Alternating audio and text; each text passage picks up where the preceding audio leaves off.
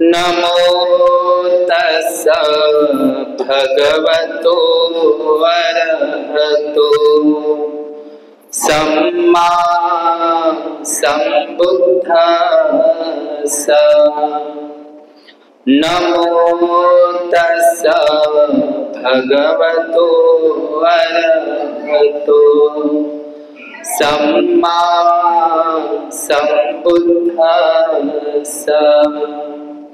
नमो तस्स भगवतो अरहतो सम्मा सम्बुद्धस्स। मी नमन करतो त्या अरहंत सम्यक संबुद्धाला, जो जीवन मुक्त आहे, जागृत आहे। विश्ववंदनीय विश्व शांतीदूत, धम्म आणि विनयाचे उद्गाते, धम्म विनायक, महान कारुणिक अरहंत सम्यक संबुद्ध, सम्यक संबुद्धाचा सुआख्यात, सुस्पष्ट, सरळ मार्गी निब्बाणगामी, निब्बाण अशा महान परम सुखाकडे घेऊन जाणारा, आदि मध्य व अंतिमही कल्याणकारी असणारा हा विश्व कल्याणकारी सद्धम्म, या सद्धम्माचा प्रचार आणि प्रसार करणारा भगवंताचा पुण्यखेतम लोकसाती, पुण्याची खेती करणारा पुण्यक्षेत्र असलेला तथागतांचा अर्य भिक्खू सावक संघ, बुद्ध, धम्म आणि संघ या त्रिरत्नाची जगामध्ये बराबरी होत नाही आणि होणार सुद्धा नाही। भगवंताच्या 84,000 धम्मस्कंदांचं प्रतिकात्मक म्हणून 84,000 महास्तूप, महाविहार, 84,000 धम्म शिलालेख, 84,000 धम्मस्तंभ, 84,000 धम्म राजमुद्रा।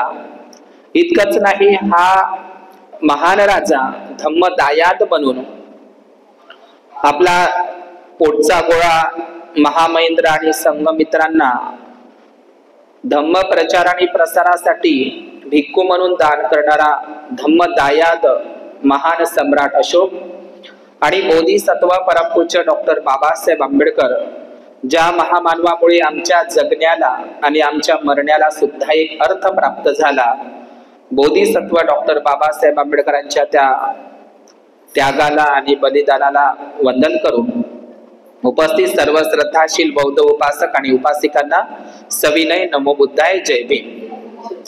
आज बोधिसत्व डॉक्टर बाबासाहेब आंबेडकर लिखित बुद्ध आणि त्याच्या धम्मग्रंथामधील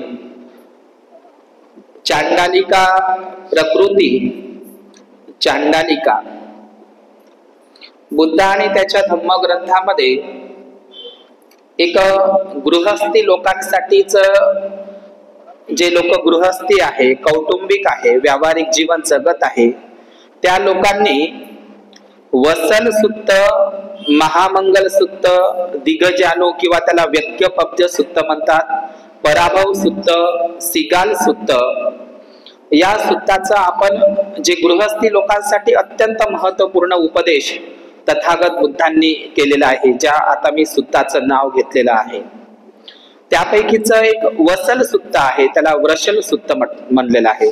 आता वसल म्हणजे काय?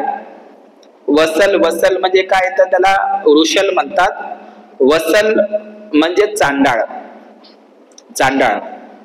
मग त्या वसल सुत्तामध्ये चांडाळ कोणाला म्हणावं म्हणते तथागत बुद्धांनी सांगितलं आहे। आपण चांडालिका प्रकृतीचीच कहाणी घेत आहोत, तर वसल कोणाला म्हणावं म्हणजे चांडाळ कोणाला म्हणावं, तर तथागत बुद्धांनी वसल सुत्तामध्ये उपदेश केला आहे, जो व्यक्ती दुसऱ्याकडून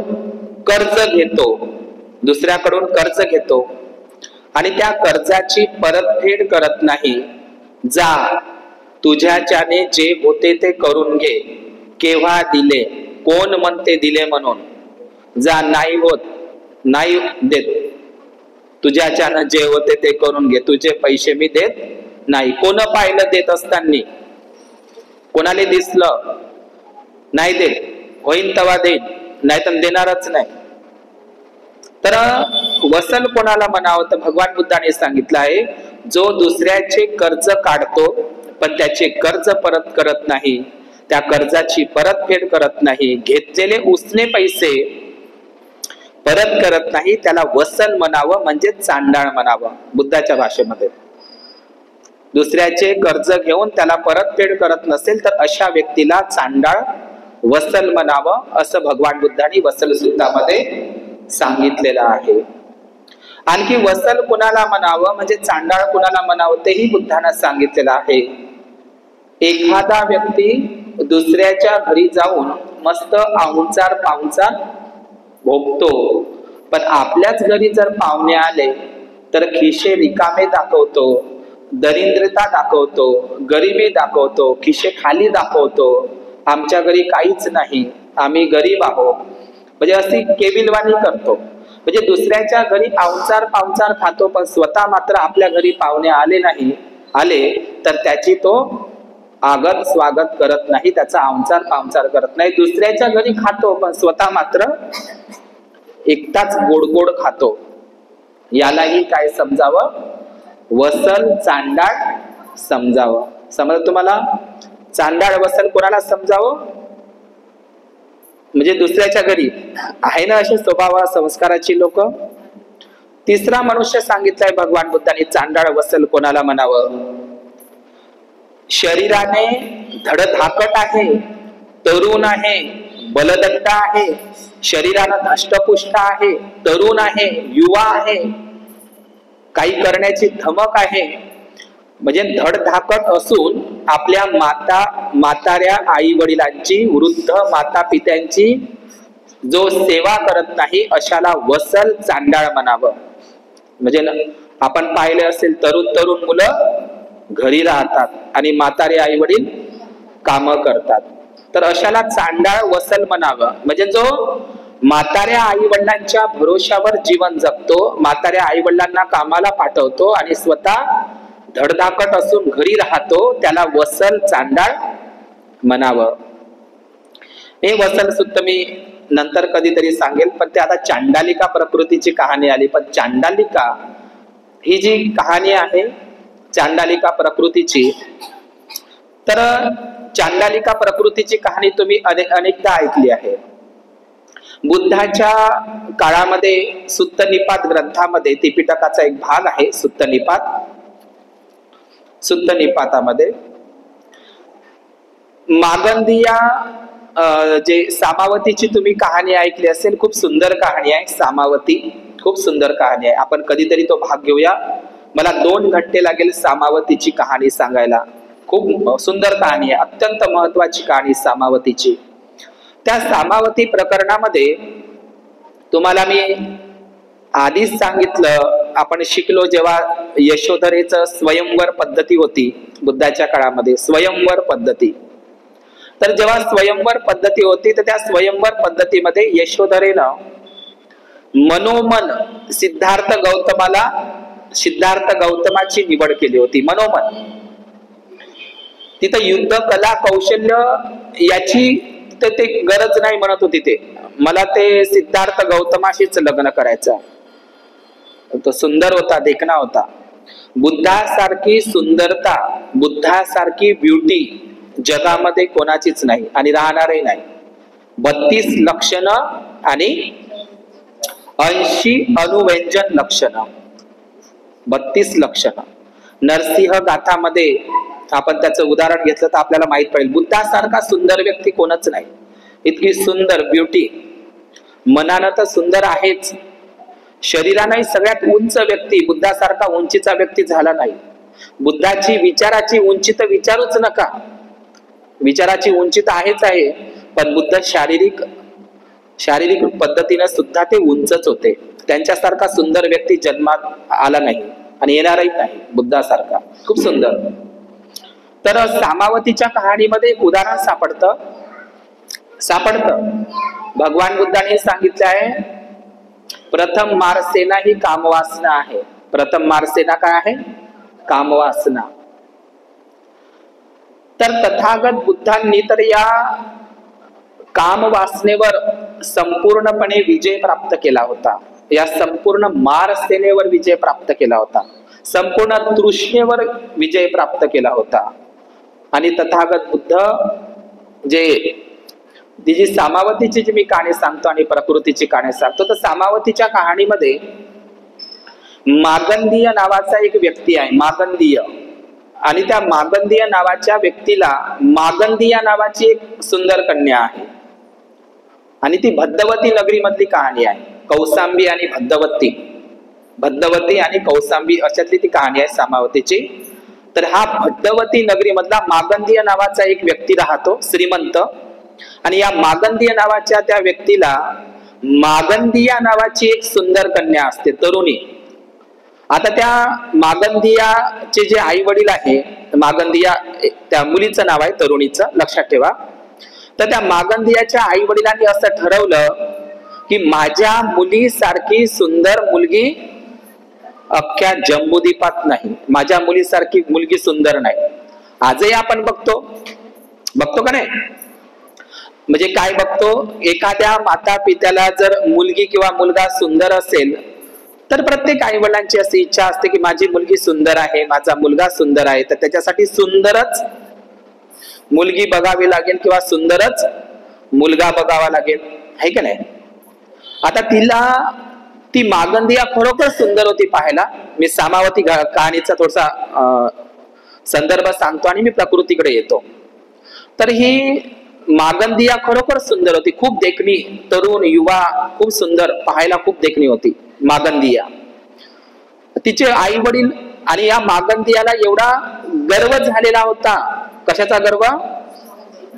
भगवान बुद्धांनी 5 प्रकारच्या नशा सांगितल्या. सौंदर्याची नशा, लक्षात घ्या, सौंदर्याची नशा. माझ्यासारखी कोणीच नाही, माझ्यासारखा कोणीच नाही, मायासारखी सुंदर कोणीच नाही, आहे का नाही? केसभर गजरा गावभर नजरा. तर अशा पद्धतीचं म्हणजे एखादी स्त्री, म्हणजे मागंदिया इतकी सुंदर होती, इतकी सुंदर होती, पण त्या मागंदियाला अहंकार चढला होता, गर्व चढला होता तिला. माझ्यासारखी देखणी सुंदर कोणच नाही, मी खूप सुंदर आहो. आता तिच्या आई वडिलांना, मागंदियाच्या आई वडिलांना सुद्धा अहंकार चढला होता, गर्विष्ठ चढला होता की माझ्या मुलीसारखी सुंदर मुलगी कोणाचीच नाही. आता आई वडिलांना अहंकार, माझ्या मुलीसारखी कोणी सुंदर नाही, आणि त्या मागंदियाला अहंकारच चढला. आणि मागंदियाने असा विचार केला की मी सुंदर आहो, तर माझ्यासारखाच सुंदर मी राजकुमार तरुण बघेल, त्याच्याशीच लग्न करेल. माझ्यासारखा तरुण सुंदर, माझ्या बराबरीचा सुंदर जोपर्यंत मला तरुण मिळत नाही तोपर्यंत मी विवाह लग्न करणार नाही. आणि नाही भेटला तर तशीच राहील, पण माझ्यासारखाच सुंदर भेटला तरच मी लग्न करील. आता ही अट तिनं आई वडिलांना बोलावून दाखवली. कोणी? मागंदियानं.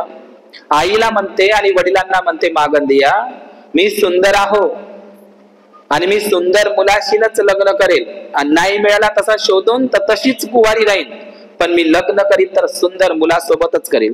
आता आई वडिलांनी विचार केला का हो बा, आपली मुलगी सुंदर आहे तर सुंदर तरुणाशीच लग्न करून द्या.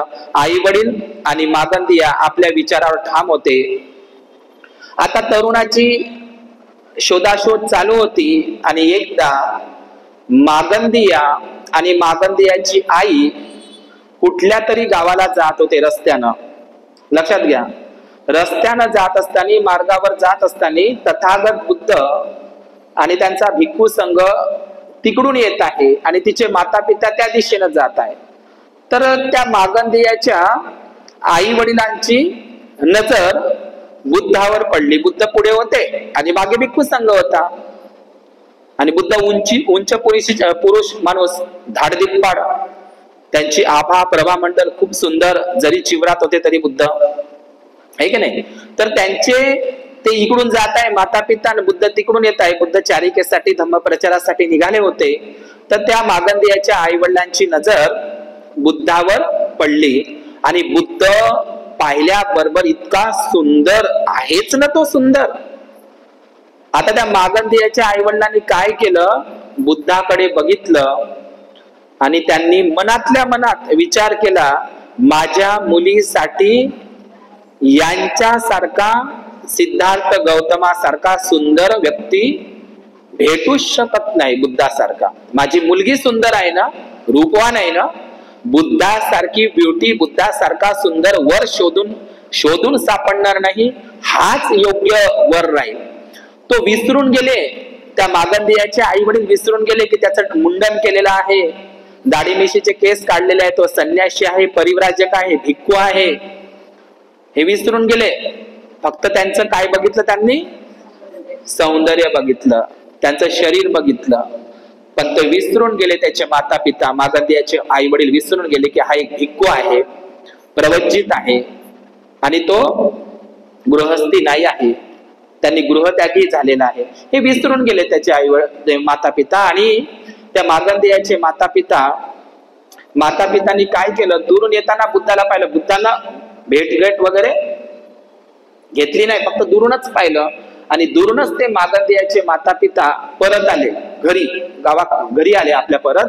आणि मागंदियाला काय म्हणते, तू इतका मस्त नट्टापट्टा कर आणि ते बुद्ध ज्या देखण्या तरुणाची तू निवड करत आहे ना, तर तो तरुण येत आहे, ते बुद्धाची भेट नाही झाली, त्याने दुरूनच पाहिलं. ते पटकन ते माता पिता घरी आले आणि घरी आल्याच्या नंतर म्हणते, तू सुंदर अलंकार वगैरे परिधान कर, चांगला मेकअप वगैरे कर, चांगला साज श्रृंगार कर, मस्त उच्च कपडे घाल.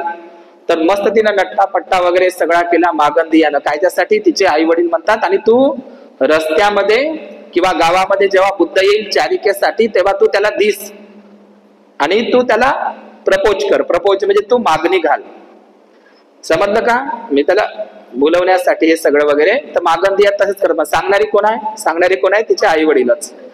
तू ज्या तरुण मुलाचा शोध घेत आहे ना, तर त्याला तुला हे करायचं आहे. बुद्ध येत आहे, तो आता येणारच तो गावामध्ये, तर तुला असं असं करायचं आहे. माता पित्याने सांगून ठेवलं मागंदियाच्या. आणि मागंदियाला हे सांगून ठेवलं, तू त्याला प्रवृत्तही कर आणि तू विचारून बघ त्याला, मला तुमच्या सोबत विवाह करायचा आहे. आजपर्यंत माझ्या आई वडिलांनी शोधाशोध घेतला सुंदर तरुण मुलाचा, पण भेटला नाही. आणि मीही घेतला, मला भेटला नाही. आता तुम्ही भेटले सुंदर, तर मला तुमच्या सोबतच विवाह करण्याची इच्छा आहे, असं तू जाहीर कर, बोल म्हणते बुद्धाला. तर मग बुद्ध येतात आणि मागंदियाला म्हणते, मागंदियाला बुद्ध म्हणते, ते मागंदिया बुद्धाला म्हणते, मला तुमच्या सोबत विवाह करण्याची इच्छा आहे. तर त्यावेळी बुद्धाचं उत्तर बघा किती मस्त आहे मागंदियाला. आता बुद्धाच्या काळामध्ये पाणीग्रहण नावाची एक पद्धत होती शाक्य कोलियांमध्ये. पाणीग्रहण म्हणजे काय? पाणीग्रहण म्हणजे आजच्या भाषेमध्ये हातात हात देणे. तुम्ही लग्न पत्रिकेवर पाहिलं असेल, नवरी नवरदेवाच्या हातामध्ये पहिले ते डिझाईन काढत होते लोक. पाणीग्रहण व्यवस्था म्हणजे काय? पाणीग्रहण जी प्रथा होती, हातात हात देणे, असं हातात ते. तर ते पाणीग्रहण, तर ती मागंदिया काय म्हणते बुद्धाला, मला तुमच्या सोबत विवाह करण्याची इच्छा आहे. तुमच्यासारखा देखणा तरुण माझ्या नजरेत आजपर्यंत कोणीही पडला नाही, आणि म्हणून मला तुमच्या सोबत विवाह करण्याची अनुमती द्या, मला विवाह करायचा आहे. तर बुद्ध तिला उत्तर देतात. बुद्धाला अपमान करायचा नसतो, पण ती अपमान मानते बुद्धाचा. आता प्रश्न असा निर्माण होते का, म्हणजे बुद्धाच्या मागे स्त्रिया लागत होत्या का? तर हो, आपण सामावतीच्या कहाणीमध्ये बघितलं तर भिक्खूंच्याही मागे स्त्रिया लागत होत्या. हे एकमेव उदाहरण आहे बुद्धाचं, एकमेव. तर मागंदिया काय म्हणते, मला तुमच्या सोबत विवाह करायचा आहे. तर बुद्ध काय म्हणतात, मी माझ्या हातानं तुला स्पर्श करणं तर दूरच राहिलं, पण मी माझ्या पायानं सुद्धा स्पर्श करू शकत नाही. तुझ्या कायेला हातात हात जे म्हणत आहे तू, पाणीग्रहण, हातात हात म्हणजे लग्न, म्हणजे हाताला हात स्पर्श करणं तर दूरच राहिलं मागंदिया, मी माझ्या पायानंही स्पर्श करू शकत नाही. का करू शकत नाही? कारण ही काया कशी आहे, कायोची गुच्छो सकलोदु गंधो.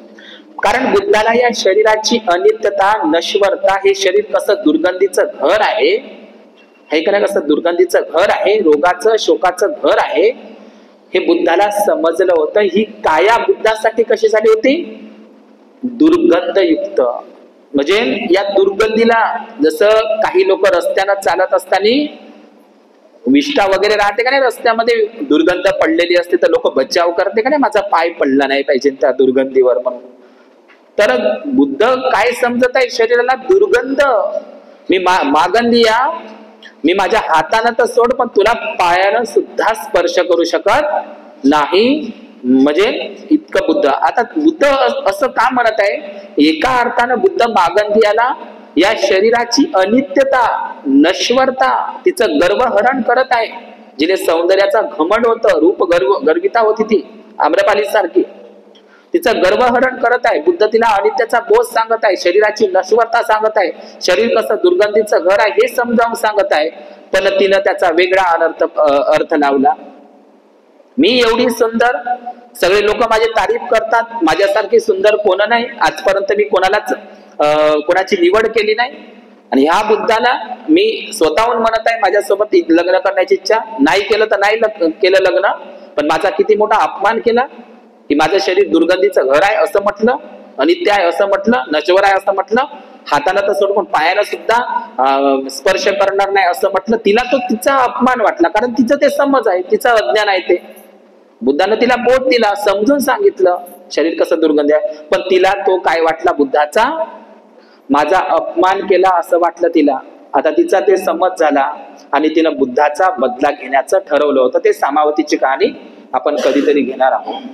तर बुद्धाच्या मागे लागणारे तिचे आई वडीलही मागे लागले होते बुद्धाच्या, आणि ते मागंदिया सुद्धा सामावतीच्या कहाणीमधली ही मागंदिया सुद्धा बुद्धाच्या मागे लागली होती, लक्षात घ्या. तर असं एकमेव उदाहरण आपल्याला दुसरं दिसते, ते म्हणजे आनंद. भगवान बुद्धांचा उपस्थायक, धम्म सेवक, मॅनेजर, सतत सोबत राहणारा, सुत्तधर, विनयधर उपाली आणि सुत्तधर आनंद म्हणून त्याची ओळख आहे. आनंद अमितोदन त्याचा चुलता, अमितोदन शाक्याचा मुलगा कोण, आनंद. आनंद त्याच्या चुलत्याचा मुलगा आहे बुद्धाच्या. आनंद ही बुद्धासारखा नाही, पण बुद्धासारखा थोडाफार, आता रक्ताचाच आहे, एकाच कुळाचा आहे, शाक्य कुळाचा. बुद्धासारखाच थोडाफार पाहायला दिसायला सुंदर होता आनंद, थोडाफार, पूर्ण नाही, थोडाफार आनंद दिसायला सुंदर होता बुद्धासारखा. आणि असाच आनंद एकदा तथागत बुद्धांच्या समवेत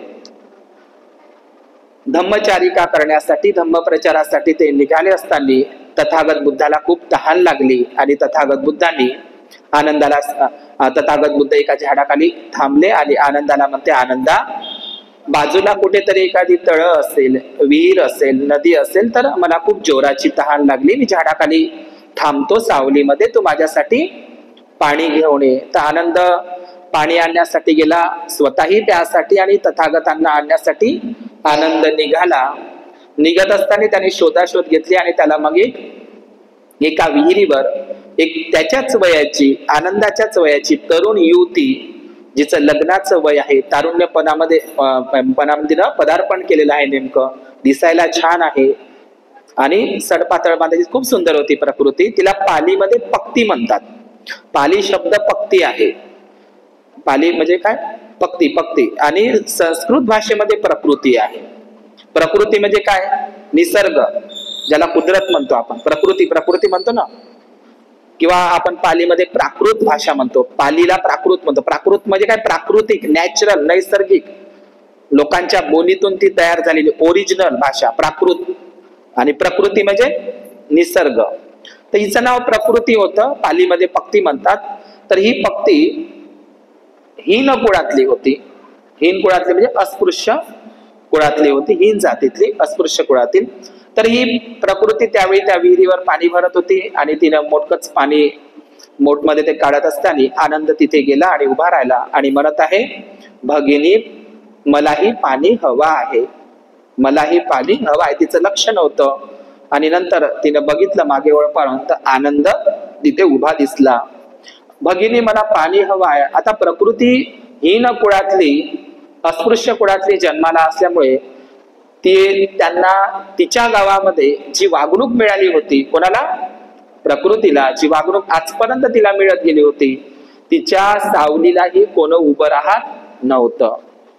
पाणी तर दूर आलं, पण तिच्या घरचं म्हणजे तिच्या हातचं ना भोजन खात होते कोण, ना पाणी पित होते, ना सावलीला उभे राहत होते. एकदम हीन मानत होते त्या प्रकृतीच्या कुटुंबाला आणि प्रकृतीला. समजलं? पण आनंद तिथे गेला आणि आनंद म्हणतो, भगिनी मला पाणी हवं, मलाही पाणी हवं आणि माझ्या गुरु शास्त्रालाही पाणी हवं. असं जेव्हा म्हटल्याच्या नंतर प्रकृती म्हणत आहे, आम्ही हीन कुळातील आहो, आम्ही नीच कुळातील आहो, आम्ही तुम्हाला पाणी देऊ शकत नाही. मला तर तुम्ही कुणीतरी महान व्यक्ती दिसत आहात, अलौकिक व्यक्ती दिसत आहात, आम्ही नाही पाणी देऊ शकत. इतर लोक आमच्या हातचं पाणी प्यायला तयार नाही आणि तुम्ही पाणी मागत आहे, मी नाही देऊ शकत आपल्याला पाणी. तर मी हीन कुळातली आहे असं म्हणते. आनंद काय म्हणते त्या प्रकृतीला, मी तुला तुझी जात विचारली नाही, तू गरीब आहे का श्रीमंत आहे हे विचारलं नाही, मी तुला फक्त काय मागितलं भगिनी, मी फक्त तुला पाणी मागितलं. आणि पाण्याला कुठला काही धर्म असतो का, पाण्याला कुठली काही जात असते का, आहे की नाही? पाणी हे निसर्ग नियमित आहे की नाही?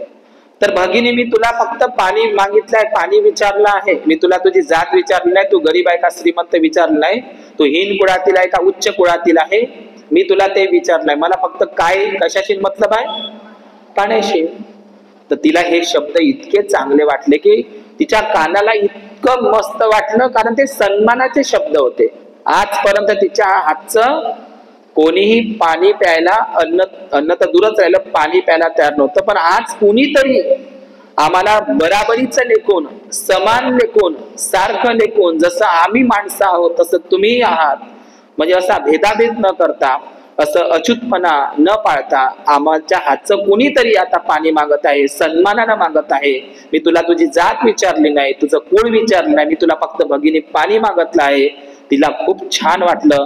असे शब्द तिच्या कानावर पहिल्यांदाच पडले प्रकृतीच्या. तुला खूप बरं वाटलं आणि तिनं मग आनंदाला पाणी, आनंद पोटभर पाणी पेले आणि भगवंताला ते वगैरे, ठीक ना. तर अशा पद्धतीनं प्रकृतीनं मनोमन, त्याचं मन किती सुंदर होतं, त्याचे शब्द किती सुंदर होते, प्रेमळ शब्द आणि किती सहानुभूतीचे शब्द होते. तिला ते खूप मस्त फील झालं तिला, त्या प्रकृतीला. आणि तिनं मनोमन असं ठरवलं की याच्यासारखा सुंदर पती मिळणं कठीण आहे, कारण दिसायलाही सुंदर होता आनंद. आता तिनं मनात ठरवलं, पण आनंदानं काही ठरवलं का? पण आनंद भिक्खू होता, ते विसरून गेली प्रकृती. घरी आली, आई म्हणते, मातंगी तिच्या आईचं नाव, मातंगी आईला म्हणते, आई आता तू माझ्यासाठी काही मुलाची वगैरे काही पाहणी वगैरे काही करू नको, मी माझ्यासाठी मनपसंत मुलगा बघितला आहे. तर तिची आई म्हणते, कोण आहे? तर ते आनंद नावाचा आहे, त्याचं मुंडन केलेलं आहे असा. तर त्याची आई म्हणते, ते संन्यासी आहे, ते गृहत्यागी लोक आहे, ते कसे काय लग्न करू शकतील तुझ्यासोबत, ते डोक्यातून विचार काढ म्हणते. तुझ्यासाठी मी 101 मुलांची शोध करतो आपल्या कुळातल्या, है का नाही? ते डोक्यातून विचार काढून टाकते आनंदाचा. ते लोक गृहत्यागी असतात, ते लग्न नाही करत, त्यांनी घरदार सोडलेलं असते, त्यांना काही घेण देत नसते याच्याशी. आई समजावून सांगते, पण प्रकृती काय म्हणते आईले, मी लगीन करीन तर आनंदाशी, अन्यथा मी जीव देईन. आता पोरी म्हणते का नाही तसे, मी लग्न करीन त्या पांढरपरीवाल्याशी. पण आई म्हणते, नाही तुला चांगला पाहून देईन ना माय, चांगला पाहून देते, काय त्या टपरी छपरीच्या मागं लागला. आता पोरी तशा आहे. पहा बापा, तुम्ही बाबासाहेबांनीच तुम्हाला ते हिंदू कोड बंद बिलामध्ये दिलाय, पती निवडण्याचा अधिकार बालिक, आहे का नाही? पती निवडण्या, पण काय ते टपरी छपरी गावामध्ये मोकार फिरणारे पोरं, आहे का नाही? अंगावर मास्क नाही. तर अशा लोका हे करायचं, तर हे असंच आहे. ते ही प्रकृती काय म्हणत आहे, आनंद नव्हता तसा, पण प्रकृती भाळली ना, ती विसरली ना हा परिव्राजक आहे म्हणून. तर प्रकृती माहिती आहे का काय म्हणते, मी लगीन करीन तर आनंदाशी, अन्यथा मी कुणाशी लगीन करणार नाही, मी जीव देईन. सरळ ती सांगत आहे. आता तसेच म्हणतात मुली, मी लग्न करीन तर त्यांच्याशीच, अन्यथा मी जीव देईन.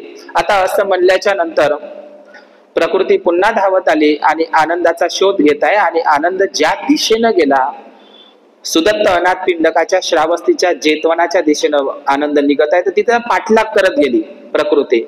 आणि तिनं फक्त दुरून बघितलं की हा कुठे जातो, याचं थांबण्याचं ठिकाण कुठं आहे, हा विश्रांती कुठे करतो, कुठे राहतो. त्याचा तिनं शोधाशोध घेतला आणि तिनं आनंदाला भोजनाचं वगैरे निमंत्रण दिलं. आता भोजनाचं आदरातिथ्य केलं. तिच्या आईनं तिनं खूप चांगला आमचार पामचार वगैरे केला.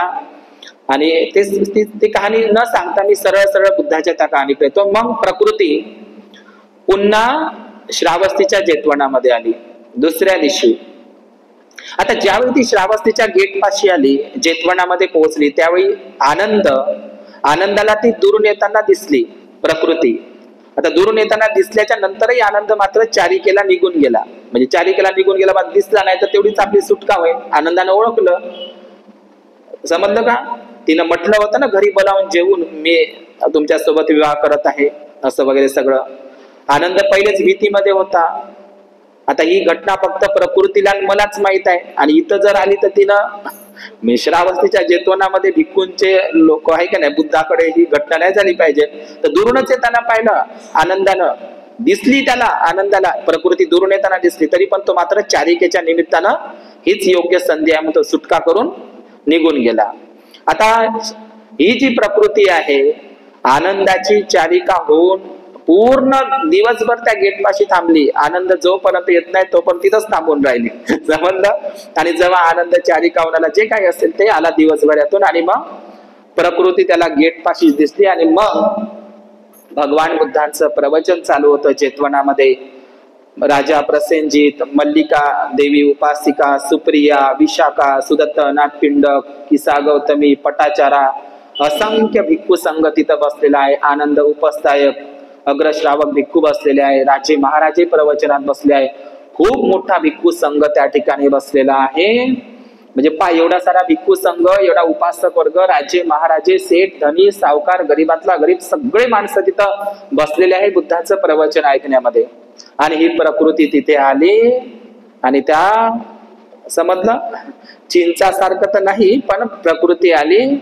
आणि प्रकृती आल्याच्या नंतर आनंद बुद्धाच्या असा माग दचकला. तो बुद्धाच्याच मागे होता तो भिक्खू संघ बसलेला आहे. आता पहिल्यांदाच प्रकृती आलेला आहे, बुद्धानं पाहिलं नाही, म्हणजे पहिल्यांदाच सगळे लोक आश्चर्यानं पाहायला लागले. ही प्रकृती सुंदर तरुण मुलगी ही आली बा. आल्याच्या नंतर आनंद दचकला, आता माझं काय होते, माझी बदनामी होईल, मला लांछन लागेल, याचाही काहीतरी हात वगैरे असेल, हाय काही कमी असेल का, होऊ शकते, माझं तर काही घेणं नाही देणं नाही. पण हे इथं आली एवढ्या भिक्खू संघामध्ये, एवढ्या उपासक वर्गामध्ये, बुद्धासमोर, एवढ्या भिक्खू संघासमोर त्याला आपल्या बदनामीची भीती वाटू लागली. तो दचकत भगवान बुद्ध सर्वज्ञ असतात, सबन्यू असतात, लोकविदू असतात. बुद्धाने ओळखलं, जाणलं. आणि ती प्रकृती म्हणत आहे, तथागता म्हणते मला आनंदाशी विवाह करण्याची इच्छा आहे. तुम्ही त्याला हे गृहत्यागी जीवन, भिक्खू जीवन सोडून माझ्याशी लग्न करायला त्यांना तयार करा. मला त्याच्याशी विवाह करण्याची माझी इच्छा आहे. कोणाला म्हणत आहे? बुद्धाला. तेवढ्या लोकांमध्ये प्यार किया तो डरना क्या अशा सारखंच आहे का नाही. तर ती इजाहार करत आहे, ती खरी बोलली. आणि मग प्रकृतीला आता बुद्धाला असं म्हटलं आहे की त्याला गृहत्यागी हे जीवन, त्याला गृहत्यागी जीवनाचा त्याग करून माझ्याशी लग्न करण्याची तुम्ही अनुमती द्या. मला असं वाटते तुम्ही त्यांचे गुरु आहे आणि तुमच्यावरच ते आता निर्भर आहे. मी लगीन करीन तर आनंदाशी, अन्यथा मी करणार नाही. आणि मी माझ्या आईलाही तेच बोलून दाखवलंय, तुम्हालाही बोलून दाखवतो, मी लग्न करीन तर आनंदाशी, अन्यथा मी माझा जीव देईन. तिथंच बोलत आहे प्रकृती बुद्धासमोर. तर बुद्ध शांत होतात आणि बुद्ध तिच्या प्रकृतीला उभं करतात आणि प्रकृतीला शरीराची नश्वरता जी तथागत बुद्धांनी जरा सुत्त, विजय सुत्त आणि सल्ल सुत्तामध्ये शरीराची अनित्यता आणि नश्वरता, कसं शरीर दुर्गंधीचं घर आहे, 9 छिद्राचा फोड आहे, फोड जे हिंदू बांधव म्हणतात ना, 9 खिडक्याचा डोर. तर आपल्या शरीराला एकूण 9 दरवाजे आहे आणि या 9 दरवाज्यातून बारीक तर लय छिद्र आहे आणि त्या बारीक छिद्रातून घाम येते बाहेर, तोही दुर्गंधच आहे ना. तुम्ही जर घाम अधिक वेळ जर आपल्या शरीरावर ठेवला तर त्याच्या घामोऱ्या होते. घाम बाहेर पडणं म्हणजे दुर्गंधच आहे. बारीक लाखो छिद्र आहे आपल्या शरीराला, त्याच्यातून तर दुर्गंध बाहेर पडतेच. पण आपल्या शरीराला एकूण प्रमुख दरवाजे 9 आहे तर बुद्ध तिला म्हणतात, उभं करतात प्रकृतीला आणि विचारतात, हे प्रकृती, हे मुली, तुला आनंदाचं काय आवडलं बरं? तर मला आनंदाचं नाक आवडलं म्हणते. काय आवडलं? हेच ते आहे कायोजी गुच्छ. मला आनंदाचं नाक आवडलं, लय चिरव चिरव आहे. आनंदाचं काय आवडलं? मला नाक आवडलं. काय प्रकृती? नाकाच्या दोन्ही तर नाकपुड्या दुर्गंधीचं घर आहे. ते काय आहे? दुर्गंधीचं घर आहे. त्याच्यामध्ये आहे ना दुर्गंध, ते तर दुर्गंधीचं घर आहे, ज्याला आपण मेकुड म्हणतो, आहे का नाही? दुर्गंधीचं घर आहे. ते आवडलं तुला? ते घाणीचं घर, ते नाकाच्या दोन नाकपुड्या, ते घाणीचं घर, ते तुला आवडलं? त्याच्यावर तू प्रेम करत आहे? हो म्हणते. आणखी तुला आनंदाचं काय आवडलं? तर मला आनंदाचं म्हणते तोंड आवडलं म्हणते. तोंड म्हणजे समजलं ना? काय करतं प्रकृती? ते तोंडही काय आहे? तुम्ही स्वतःच्या तोंडाचा वास घेऊन पहा सकाळी सकाळी, उद्याला आरशामध्ये स्वतःच्या तोंडाचा स्वतःला वास येते, दुर्गंध येते. मला आनंदाचं तोंड आवडलं, तोंड आवडलं म्हणते. तर त्या तोंडातून तर काय येते? दुर्गंधच बाहेर येते. समजलं? आणखी तुला आनंदाचं काय आवडलं? मला आनंदाचे डोळे लय भारी आहे, मला आनंदाचे डोळे लय आवडले. काय करतं प्रकृती? ते आनंद तर, ते डोळे तर, हे दोन्ही डोळे तर चिपडाचे घर आहे, म्हणजेच दुर्गंधीचे घर. आणखी तुला काय आवडलं? आनंदाचे कान मला आवडले. काय करतं प्रकृती? ते कानही दुर्गंधीचे, दोनही कान दुर्गंधीचे घर आहे. तर हे जे मनुष्यानं कितीही चांगलं खाल्लं पिल्लं, खातो आपण सुगंधित, भोजनाचं ताट समोर घेतलं किंवा कुठे हॉटेलमध्ये गेलो किंवा घरचं भोजन, सुगंधित भोजन येतं, सुगंधित भोजन ग्रहण करतो आपण, पण ते दुर्गंध होऊनच बाहेर पडतं. काय होते त्याला? सुगंध भोजन, सुगंधित भोजन केलं तर सुगंधितच बाहेर पडायला पाहिजे, पण तेही दुर्गंध होऊनच बाहेर पडतं. पाणी तर चांगले आरोचे पेले बापा, बिस्लरीचे पाणी पितो, शुद्ध शीतल. मग अंदर गेल्यावर त्या पाण्याला काय होते? पिवळं पिवळं येते. त्या पाण्याचा लघवी आणि त्या मलमूत्राचा दुर्गंध येते का नाही?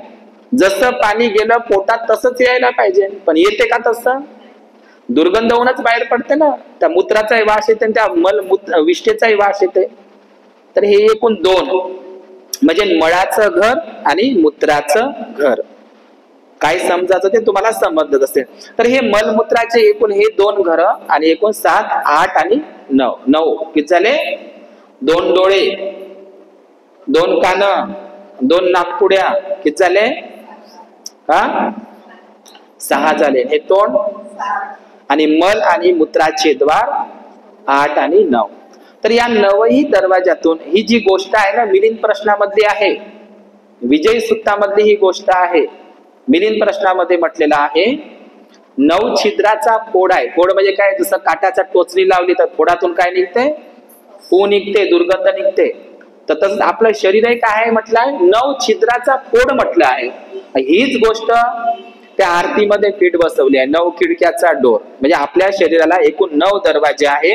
हे जे प्रकृतीला बुद्धाने समजावून सांगितले, याच्यातून सदैव दुर्गंधच बाहेर पडतो. हे दुःखाचं, रोगाचं काय आहे? घर आहे. अंदरही दुर्गंध आहे आणि बाहेरही दुर्गंध आहे. समजलं? रूप म्हणजे आपलं धातू 5 तत्वांनी आपलं शरीर बनलेलं नाही. 5ही तत्वाच्या तेही म्हणतात.